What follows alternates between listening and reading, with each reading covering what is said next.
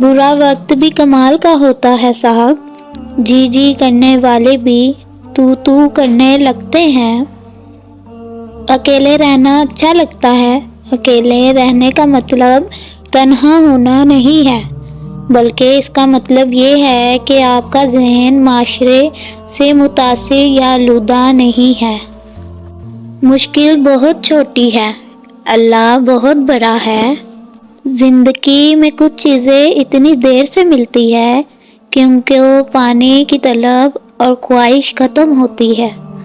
توحید تو یہ ہے کہ خدا حشر میں کہہ دے، یہ بندہ زمانے سے خفا میرے لیے ہے۔ اور پتہ ہے رب کی خوبصورت صفات کیا ہے؟ جب آپ غفلتوں کے ٹوکرے اٹھا کر اس کے در پر جاتے ہیں تو وہ رد نہیں کرتا، پھٹکار نہیں دیتا، پچھلی توبہ نہیں یاد کرواتا، بھگا نہیں دیتا۔ وہ تو دل دیکھتا ہے، نیتوں کو پڑھتا ہے، ندامت کو بندگی کو بھانپ لیتا ہے اور معاف کر دیتا ہے۔ اور جب آپ ٹوٹے ہیں تو کون آپ کو جوڑتا ہے؟ جب آپ روتے ہیں تو کون آپ کو دلاسا دیتا ہے؟ اور جب آپ بے بس ہو جاتے ہیں تو کون آپ کے لیے ناممکن کو ممکن میں بدلتا ہے؟ سب آپ بکھرتے ہیں تو کون آپ کو سمیٹتا ہے؟ جب آپ گرتے ہیں تو کون آپ کو سنبھال لیتا ہے؟ وہ کوئی نہیں، صرف اللہ ہے، بس وہی ایک ہے۔ پتہ ہے جب وقت اور حالات ساتھ نہیں دیتے تب زندگی کا اصل مقصد سمجھ آتا ہے۔ سجدے سے نہ اٹھے دل، ایسی کوئی نماز دے، مجھے عشق دے کر اپنی ذات کا اس کن سے نواز دے۔ اور اللہ سے بڑھ کر تم سے کوئی محبت نہیں کر سکتا۔ صبر کرو اس نیت سے کہ اللہ تمہاری نیت دیکھ رہا ہے، وہ تم کو خالی ہاتھ نہیں لوٹائے گا۔ پریشان دل، اللہ کی محبت اتنی خاص ہے کہ اگر انسان جائے نماز پر صرف سر جھکا کر بیٹھا رہے، کچھ نہ بھی بولے، تب بھی وہ رب کچھ لمحوں بعد ایسا سکون بندے کے دل میں اتار دیتا ہے کہ لگتا ہے جیسے اس رب نے پریشان دل کو یہ سمجھا دیا ہو کہ میرے بندے نا امید مت ہو، میں ہوں نا، سب ٹھیک کر دوں گا۔ رب کو راضی کرو، دنیا کسی سے راضی نہیں ہوتی۔ حضرت علی رضی اللہ عنہ نے فرمایا، انسان کے کردار کی دو منزلیں ہیں، دل میں اتر جانا اور دل سے اتر جانا۔ اللہ خود پہ کوئی احسان نہیں رکھتا، اگر آپ نے اس کے لیے کوئی چیز چھوڑی ہے تو وہ آپ کو اس سے بہتر شے سے نواز دے گا۔ انسان کی خواہشات سے اللہ کو دلچسپی نہیں، وہ اس کی تقدیر اپنی مرضی سے بناتا ہے، اسے کیا ملنا ہے اور کیا نہیں ملنا اس کا فیصلہ وہ خود کرتا ہے۔ جو چیز آپ کو ملنی ہے، آپ اس کی خواہش کریں یا نہ کریں، وہ آپ کی ہی ہے، وہ کسی دوسرے کے پاس نہیں جائے گی۔ مگر جو چیز آپ کو نہیں ملنی وہ کسی کے پاس بھی چلی جائے گی مگر آپ کے پاس نہیں آئے گی۔ انسان کا مسئلہ ہے کہ وہ جانے والی چیز کے ملال میں مبتلا رہتا ہے، آنے والی چیز کی خوشی اسے متصور نہیں کرتی۔ ہمیں اہمیت تک نہ دی گئی اور ہم جان دے رہے تھے۔ اس کو سن لو تو سبھی درد سکون لگتے ہیں، جانے کس دھن سے وہ لفظوں کو ادا کرتا ہے۔ کچھ لوگ فجر تک جاگتے ہیں اور کچھ لوگ فجر کے لیے جاگتے ہیں، کچھ کو نماز نیند سے بہتر لگتی ہے تو کچھ کو نیند نماز سے بہتر لگتی ہے۔ بے شک فلاح پا گیا جس نے اللہ کا راستہ چنا۔ سجدوں میں گرنے سے پہلے ان لوگوں کو گلے لگائیں جو آپ کی وجہ سے اذیت میں ہیں، کیونکہ دل آزاریاں سجدوں سے معاف نہیں ہوتی۔ بے زبانوں سے ہمدردی کرنا نہ بھولو، یہ بغیر لفظوں کے دعائیں دیتے ہیں۔ زیادتی اتنی ہی کرو جتنی خود پہ آئے تو جھیل سکو، اور صبر اتنا ہی سمیٹو جتنا خدا کا عذاب برداشت کرنے کی طاقت رکھتے ہو، کیونکہ صبر کرنے والے کا معاملہ اللہ رب العزت کا معاملہ بن جاتا ہے۔ ایک شخص نے بتایا کہ 50 سال قبل انہوں نے ایک اونٹ والے قافلے کے ہمراہ اپنے والد کے ساتھ حج کیا۔ جب وہ اغریب کے علاقے سے گزرے تو والد کو قضائے حاجت کی ضرورت محسوس ہوئی۔ بیٹے نے باپ کو اونٹ سے نیچے اتارا۔ باپ قضائے حاجت کے لیے گیا اور بیٹے سے کہا کہ تم قافلے کے ہمراہ آگے بڑھو، میں پیچھے سے آ جاؤں گا۔ تھوڑی دیر بعد بیٹے نے پایا کہ قافلہ دور نکل چکا ہے اور والد ابھی تک نہیں آئے، تو بیٹا دوڑا اور واپس آیا کہ والد کو اپنے کندھے پر اٹھا لے۔ پھر اس نے اپنے والد کو کندھے پر اٹھایا اور قافلے کی سمت دوڑنے لگا۔ بیٹے کا بیان یہ ہے کہ اس درمیان میں نے محسوس کیا کہ میرے چہرے پر نمی آ کر گر رہی ہے اور مجھے کچھ سمجھ میں آیا کہ یہ میرے والد کے آنسو ہیں۔ میں نے کہا، اللہ کی قسم، آپ تو میرے لیے ایک ریشے سے بھی زیادہ ہلکے ہیں۔ باپ نے کہا، میں اس بات کے لیے نہیں روتا، بلکہ اس لیے رو پڑا کہ اللہ کی قسم، اسی جگہ میں نے اپنے والد کو اپنے کندھوں پر اٹھایا تھا۔ کیا اللہ مجھ سے محبت کرتا ہے؟ یہ سوال اکثر میرے ذہن میں گردش کرتا ہے۔ پھر ایک دن مجھے خیال آیا کہ میرا رب جن بندوں کو زیادہ چاہتا ہے ان کے بارے میں تو اس نے آیتیں اتاری ہیں۔ سو میں قرآن مجید کھول کر بیٹھ گئی۔ میں نے ڈھونڈا تو پہلی آیت ملی، وہ منتقین سے محبت کرتا ہے۔ مجھے ملال ہوا، مجھ میں تو نام کا بھی تقویٰ نہیں۔ پھر میں نے آگے پڑھا کہ وہ صابرین کو محبوب رکھتا ہے۔ مجھے اپنے بے صبر ہونے پر شدید افسوس ہوا۔ مزید آگے بڑھی تو جانا، اللہ مہاجرین کوشش کرنے والوں سے محبت کرتا ہے۔ میں نے جانا کہ میں کم ہمت و حوصل والی اور صنف نازک بنوں۔ پھر پڑھا کہ وہ حساس یعنی نیک اعمال کرنے والوں کو پسند کرتا ہے، مگر میں اس سے بھی بہت دور رہی ہوں۔